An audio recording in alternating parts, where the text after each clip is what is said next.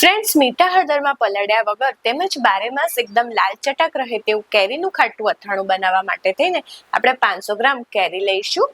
દેશી કેરી લેવાની રહેશે. આ કેરીને આપણે ધોઈને લેવાની રહેશે. હવે આ કેરીને આપણે સમારી લઈશું.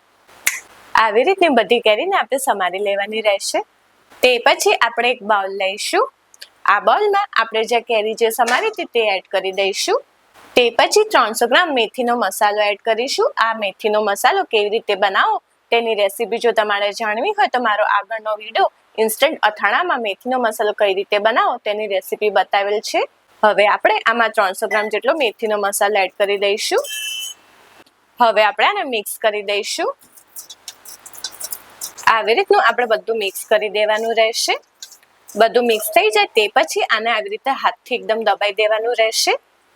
હવે આપણે આને ઢાંકીને આખી રાત રાખવાનું રહેશે.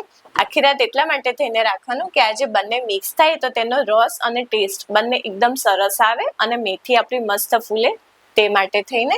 ફ્રેન્ડ્સ, તો હવે આપણે કાલે મળીએ. ફ્રેન્ડ્સ, આખી રાત રાખ્યા પછી વાવ, તમે જોઈ શકો છો કેટલું મસ્ત દેખાય છે. તે પછી હવે આમાં આપણે 250 ml સરસિયું એડ કરીશું. તમે સરસિયાની જગ્યાએ સિંગતેલનો પણ યુઝ કરી શકો છો. આ બધું એડ કરી દઈશું. તેને મિક્સ કરી દઈશું. આ સરસિયાને રાતને એકદમ ગરમ કરીને ઠારવાનું રહેશે. સવાર સુધીમાં એકદમ ઠરી જાય તે પછી આ અથાણામાં એડ કરવાનું રહેશે. બધું એકદમ મસ્ત મિક્સ કરી દઈશું. વાવ ફ્રેન્ડ્સ, તમે જોઈ શકો છો કેટલું મસ્ત થયું છે આપણું આ અથાણું. આ અથાણું તમે સરસિયામાં બનાવશો તો ખાવાની મજા જ કંઈક અલગ પડશે. ફ્રેન્ડ્સ, આપણો આ મસ્ત મસાલો, કેરી અને તેલ બધું એકદમ મસ્ત મિક્સ થઈ ગયું છે. તમે જોઈ શકો છો. હવે આપણે આને એક કાચની બરણીમાં ભરી લેવાનું રહેશે. એક કાચની બરણી લઈશું. તેમાં આપણે જે અથાણું જે બનાવ્યું તે એડ કરી દઈશું. ફ્રેન્ડ્સ, આ રેસીપીથી તમે અથાણું બનાવશો તો એકવાર નહીં વારંવાર બનાવીને ખાવાની ઈચ્છા થશે તેવું બનશે. વચ્ચે વચ્ચે આને આ રીતના આમ સેટ કરતા રહીશું એટલે જો જગ્યા હોય તો એ જગ્યામાં પણ અથાણું એકદમ સેટ થઈ જાય. આ રીતના જોડે જોડે સેટ કરતા રહેવાનું રહેશે. આવી રીતનું અથાણું આપણે બધું એડ થઈ જાય તે પછી એને આવી રીતના દબાઈ દેવાનું રહેશે.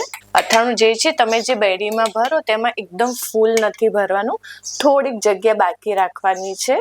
અને આ જગ્યામાં ઉપર આપણે બીજું થોડુંક સરસિયું એડ કરવાનું. આ સરસિયાને પણ ગરમ કરીને આખી રાત ઠંડુ કરેલ છે તે સરસિયું એડ કરવાનું રહેશે.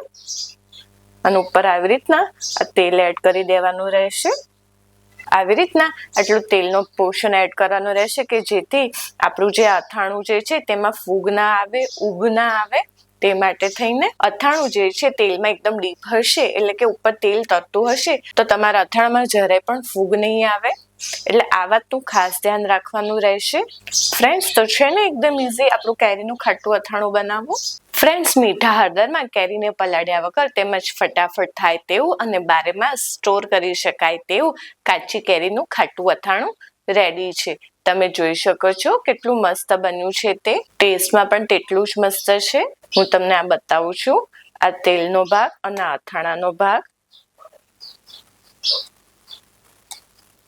વાવ ફ્રેન્ડ્સ, જોઈને જ મોઢામાં પાણી આવે તેવું બન્યું છે તે. આ રેસીપી તમે જરૂરથી ટ્રાય કરજો અને આ રેસીપી તમને કેવી લાગી એ મારા વિડીયોના કમેન્ટ સેક્શનમાં જરૂરથી કમેન્ટ કરજો. ફ્રેન્ડ્સ, જો તમને આ વિડીયો પસંદ આવ્યો હોય તો સબસ્ક્રાઇબની જોડે બેલ આઇકોન ઉપર ઓલ બટન દબાવજો જેથી મારા બધા નવા વિડીયો તમને મળતા રહે.